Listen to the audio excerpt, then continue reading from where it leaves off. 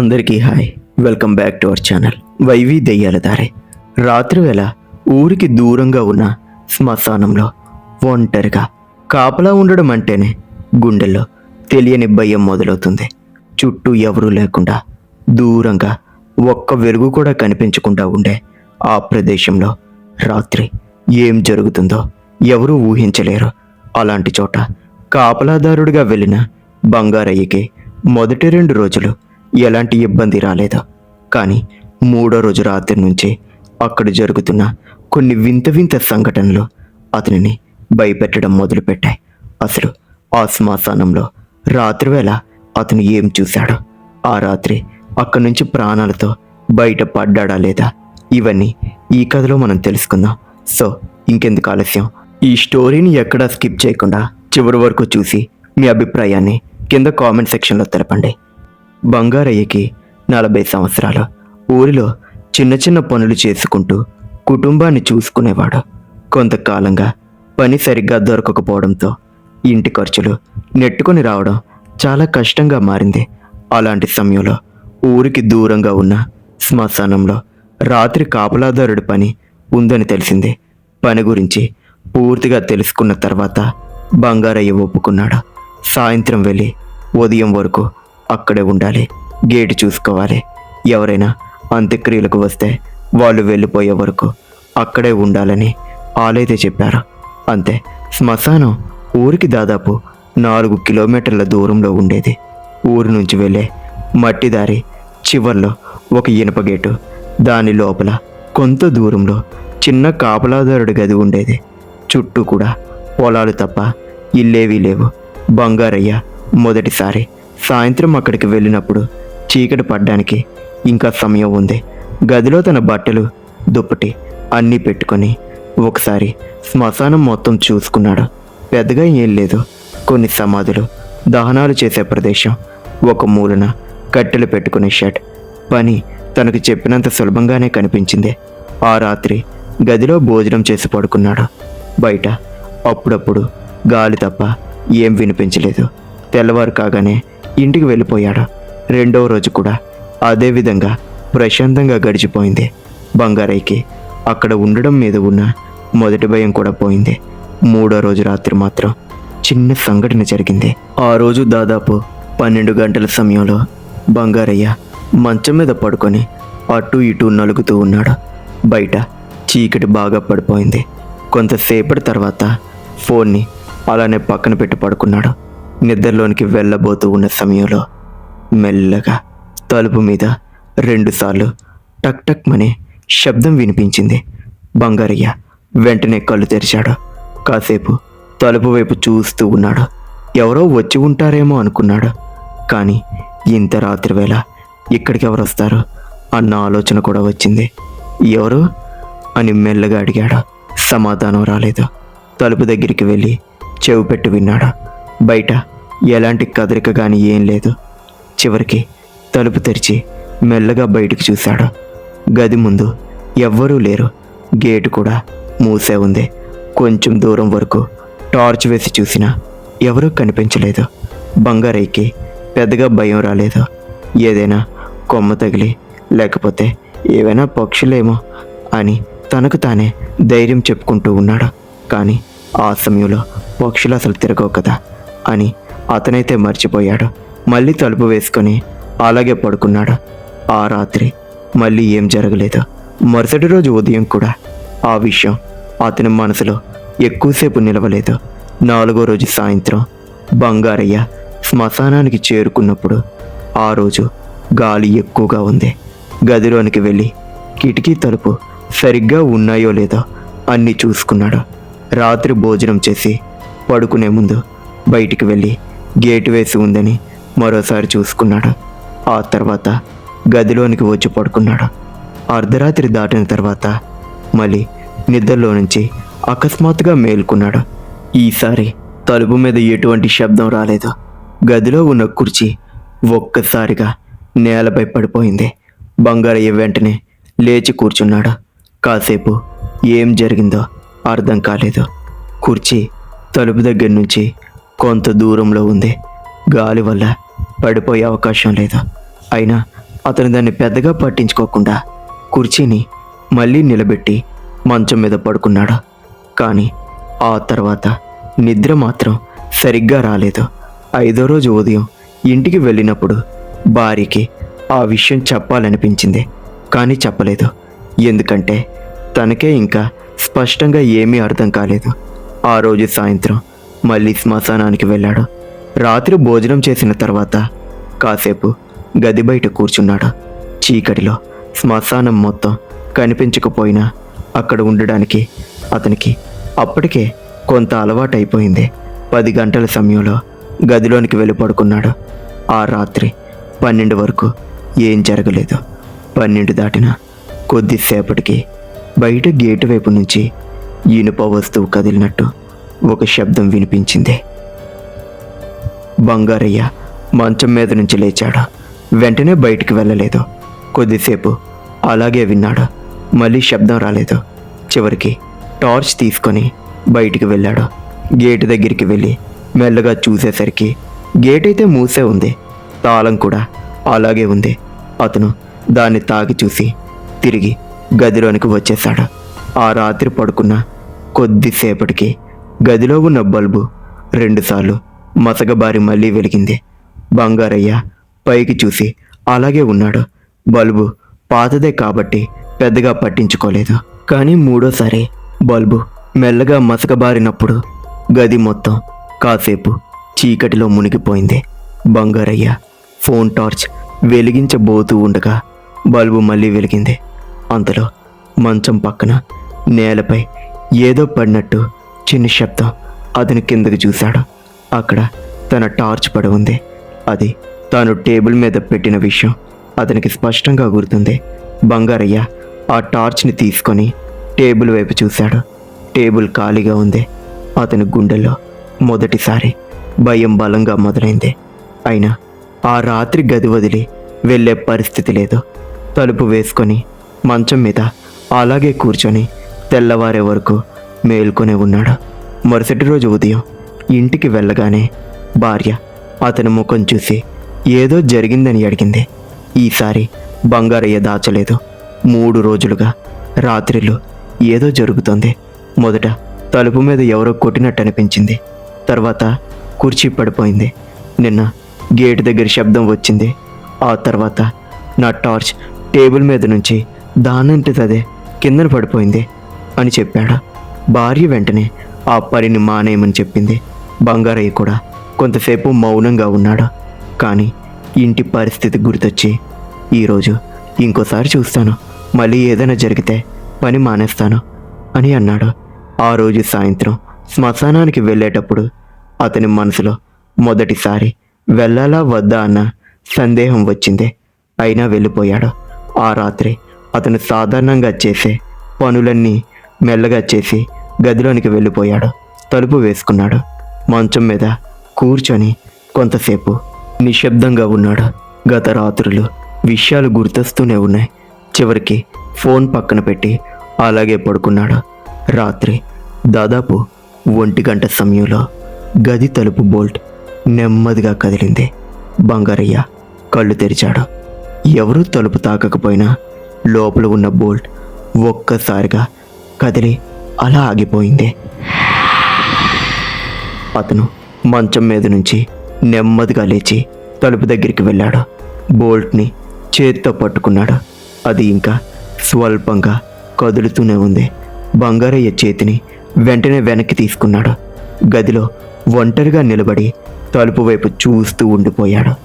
ఆ క్షణంలో అతనికి బయట ఎవరున్నారో లేక గదిలోనే ఏదైనా ఉందో తెలియలేదు. కానీ ఇంతవరకు జరిగిన వాటన్నిటినీ కలిపి మెల్లగా చూసినప్పుడు ఒక విషయం మాత్రం స్పష్టంగా అర్థమైంది. మొదటి 2 రాత్రులు ప్రశాంతంగా ఉన్న ఆ శ్మశానంలో 3వ రాత్రి నుంచి ఏదో మొదలైంది. అది ఇప్పుడు రోజు రోజుకి బంగారయ్యకి మరింత దగ్గరవుతుంది. ఆ రాత్రి తలుపు బోల్ట్ నెమ్మదిగా కదిలిన తర్వాత బంగారయ్యకి ఇక గదిలో ఉండడమే కష్టంగా అనిపించింది. చేతిలో టార్చ్ని తీసుకొని కొద్దిసేపు తలుపు వైపు చూస్తూ నిలబడ్డాడు. బోల్ట్ అయితే కదలడం ఆగిపోయింది. గదిలో మళ్ళీ నిశ్శబ్దం నెలకొంది. బయట ఏదైనా ఉందేమో తెలుసుకోవాలనే ఆలోచన వచ్చింది. కానీ గత కొన్ని రోజులుగా జరుగుతున్న విషయాలన్నీ గుర్తొచ్చి తలుపు తీయడానికి ధైర్యం రాలేదు. కొద్దిసేపు అలాగే నిలబడి చివరికి మంచం మీద కూర్చున్నాడు. తనకు తానే ధైర్యం చెప్పుకుంటూ ఏదైనా జంతువు అయి ఉంటుంది, నక్క అయి ఉంటుంది, భయపడాల్సిన పనే లేదు అని అనుకున్నాడు. కానీ ఆ మాట తనకే నమ్మకం కలిగించట్లేదు. దాదాపు అరగంట సేపు గడిచిపోయింది. ఏ శబ్దమూ రాలేదు. చివరికి బంగారయ్యకి బయట ఏముందో చూసేయాలనే ఒక పట్టుదల వచ్చింది. తలుపు దగ్గరికి వెళ్ళి నెమ్మదిగా బోల్ట్ తీసి తలుపు తెరిచాడు. టార్చ్ వెలిగించి ముందుగా ఉన్న తన గది చుట్టూ చూశాడు. ఏం కనిపించలేదు. ఆ తర్వాత శ్మశానం లోపలికి వెలుగు వేశాడు. మొదటంతా సాధారణంగానే కనిపించింది. సమాధులు, దహనం చేసే ప్రదేశం, చుట్టూ ఉన్న ఖాళీ స్థలం అంతా నిశ్శబ్దంగా ఉంది. శ్మశాన నిశ్శబ్దం అంటే అదేనేమో అనిపించింది. బంగారయ్య 2 అడుగులు ముందుకు వేశాడు. అదే సమయంలో దూరంగా శ్మశానం చివరి వైపు ఏదో కదులుతున్నట్టు అనిపించింది. టార్చ్ వెలుగును అటువైపు తిప్పాడు. మొదట అది ఏమిటో అర్థం కాలేదు. చీకటిలో ఎవరో కొంతమంది నిలబడి ఉన్నట్టు తన కంటికి కనిపించాయి. బంగారయ్య కళ్ళను చిన్నగా చేసి అలానే చూశాడు. అవి మనుషుల్లా ఉన్నాయి, కానీ మనుషుల్లా కనిపించడం లేదు. శరీరాల మీద బట్టలు ఉన్నాయో లేవో కూడా స్పష్టంగా తెలియట్లేదు. కొద్దిసేపు అవి కదలకుండా నిలబడి ఉన్నాయి. బంగారయ్యకి తన కళ్ళే తనను మోసం చేస్తున్నాయేమో అనిపించింది. టార్చ్ని మెల్లగా ఆపి మళ్ళీ వెలిగించాడు. ఈసారి ఆ ఆకారాలు స్పష్టంగా కనిపించాయి. శ్మశానంలో ఉన్న కొన్ని సమాధుల మధ్య అవి వింతగా తిరుగుతున్నాయి. వాటి కదలికలో మనిషి నడకల అసలు మనిషిలాగానే లేవు. ఒకటి ముందుకు వంగి నడుస్తుంటే ఇంకొకటి వెనక్కి వాలి నిలబడుతోంది. మరొక ఆకారం మాత్రం నేలపై ఉన్న బూడిద దగ్గరికి వెళ్ళి చేతులతో ఏదో తీసుకుంటోంది. బంగారయ్య అక్కడే నిలబడి చూస్తూ ఉండిపోయాడు. ఆ ఆకారం చేతిలో తీసుకున్నది బూడిద అని అతనికి అర్థమైంది. అది తన చేతులతో ఆ బూడిదను పైకి తీసి తన తల మీద జల్లుకుంటోంది. మళ్ళీ వంగి నేల మీద నుంచి బూడిదను మెల్లగా తీసుకుంటోంది. మళ్ళీ తల మీద వేసుకుంటోంది. ఆ దృశ్యం చూసిన బంగారయ్య ఒళ్ళు ఒక్కసారిగా గగురు పుడిచింది. ఇంకో ఆకారం కూడా అదే పని చేయడం మొదలుపెట్టింది. అవి ఎవరో అక్కడ ఎందుకు అలా చేస్తున్నాయో అతనికి అస్సలు అర్థం కాలేదు. అప్పుడే ఒక్కసారిగా వాటిలో ఒకటి నేలపై కూర్చుంది. మిగతావి దాని చుట్టూ చేరాయి. కాసేపు అవి నిశ్శబ్దంగా ఉన్నాయి. తర్వాత ఒక్కసారిగా అవన్నీ ఒకటేసారి తలలు పైకెత్తాయి. బంగారయ్య గుండె ఆగినట్టయింది. ఆ ఆకారాల ముఖాలు టార్చ్ వెలుగులో స్పష్టంగా కనిపిస్తున్నాయి. అవి మనుషుల ముఖాల్లా ఉన్న ముఖాల్లో ఎటువంటి జీవం లేదు. భయంకరమైన రూపాలు. కళ్ళు ఒక్కొక్క దగ్గర ఉన్నాయి. నోళ్ళు భయంకరంగా తెరిచి ఉన్నాయి. వాటిని చూస్తూ బంగారయ్య వెనక్కి అడుగు వేశాడు. ఆ కదలికతో అతని కాళ్ళ కింద ఎండిన కొమ్మ విరిగింది. చిన్న శబ్దం వచ్చింది. ఆ శబ్దం వినగానే ఆ ఆకారాలన్నీ ఒక్కసారిగా అతని వైపు తిరిగాయి. బంగారయ్య చేతిలో ఉన్నటువంటి ఆ టార్చ్ వణికింది. ఇంతసేపు తమ పని తాము చేసుకుంటున్నట్టుగా ఉన్న అవి ఇప్పుడు అతని వైపే చూస్తూ ఉన్నాయి. ఒక్క క్షణం పాటు ఎవరూ కదలట్లేదు. బంగారయ్య ఊపిరి బిగపట్టుకొని అలాగే నిలబడ్డాడు. తర్వాత వాటిలో ఒకటి ఒక్కసారిగా తలను వెనక్కి వంచి భయంకరంగా ఏడవడం మొదలుపెట్టింది. ఆ ఏడుపు అసలు మనిషి ఏడుపులా లేదు. మొదట ఒక పొడవైన భయంకరమైన అరుపులా వచ్చింది.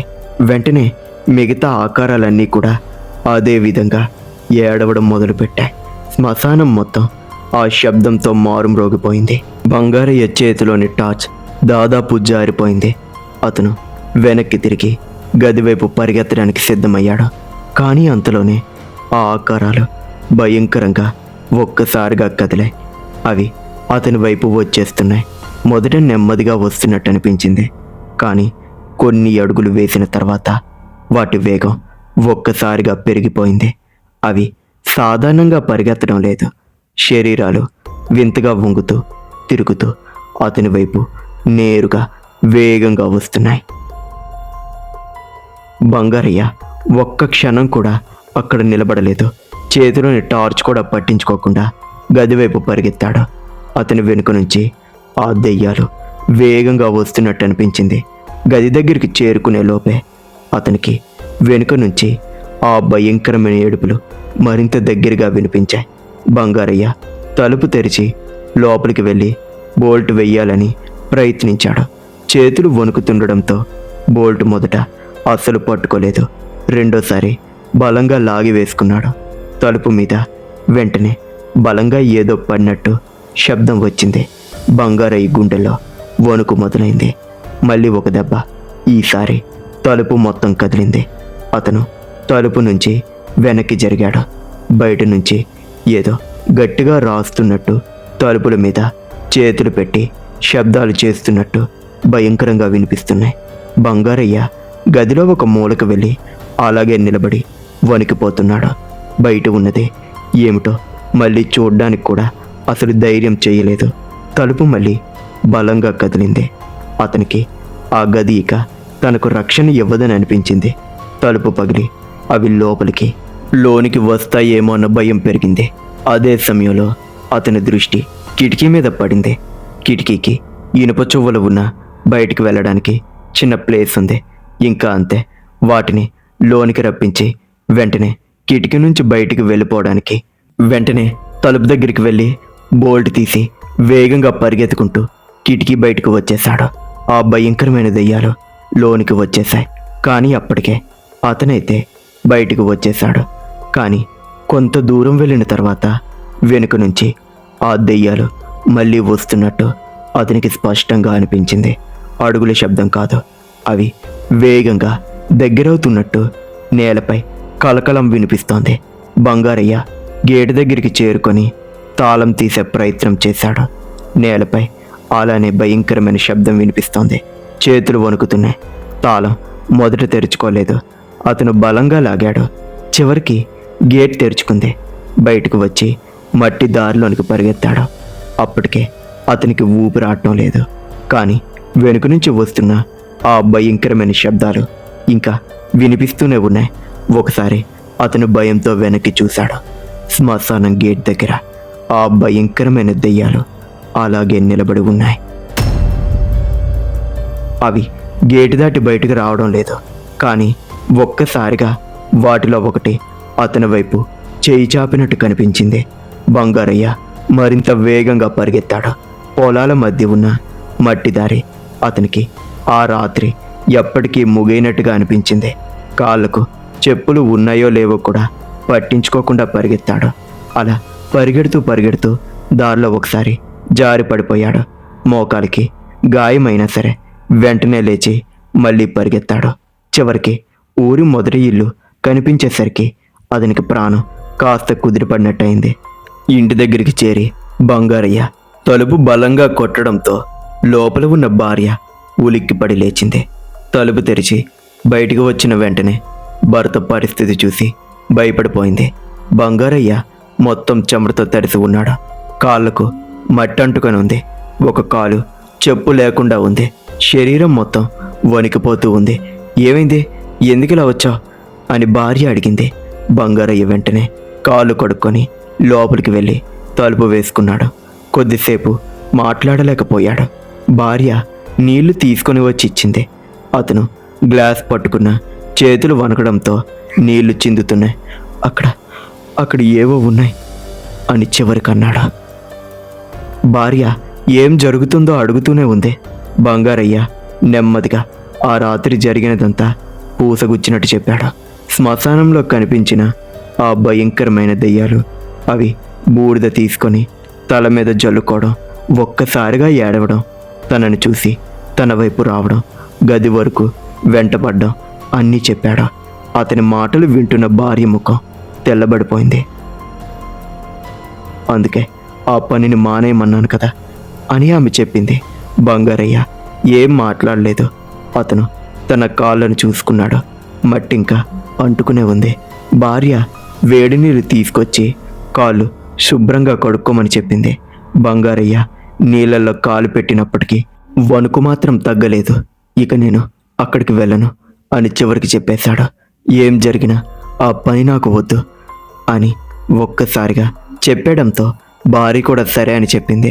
ఆ రాత్రి మిగతా సమయం ఇద్దరూ నిద్రపోకుండా కూర్చున్నారు. తెల్లవారిన తర్వాత బంగారయ్యకి కొంత ధైర్యం వచ్చింది. కానీ అతని మనసులో మాత్రం శ్మశానంలో చూసిన ఆ దృశ్యాలు ఇంకా తిరుగుతూనే ఉన్నాయి. ముఖ్యంగా తాను పారిపోతున్నప్పుడు గేటు దగ్గర నిలబడి తన వైపు చూస్తున్న ఆ ఆకారాలు గుర్తొచ్చిన ప్రతిసారి అతని శరీరం మళ్ళీ వణికిపోయేది. ఇక జీవితంలో ఎప్పటికీ ఆ శ్మశానం వైపు వెళ్ళకూడదని బంగారయ్య నిర్ణయించుకున్నాడు. కానీ ఎప్పటికైనా చనిపోతే తిరిగి అక్కడికే వెళ్ళాలి కదా. కానీ ఆ రాత్రి అక్కడి నుంచి పారిపోయిన తర్వాత కూడా ఆ శ్మశానంలో జరిగిన ఆ విషయం ఎప్పటికీ మర్చిపోలేదు అతను. చూశారు కదా, ఇది ఇవాల్టి స్టోరీ. ఇలాంటి మరిన్ని స్టోరీస్ కోసం ఇప్పుడే మన ఛానల్ని సబ్స్క్రైబ్ చేసుకొని బెల్ని ఆన్లో పెట్టుకోండి. ఇలాంటి మరిన్ని స్టోరీస్ కోసం ఇప్పుడే ఈ వీడియోని లైక్ చేసి మీ అభిప్రాయాన్ని కింద కామెంట్ సెక్షన్లో తెలపండి. మరొక వీడియోతో మళ్ళీ కలుద్దాం. Until then bye.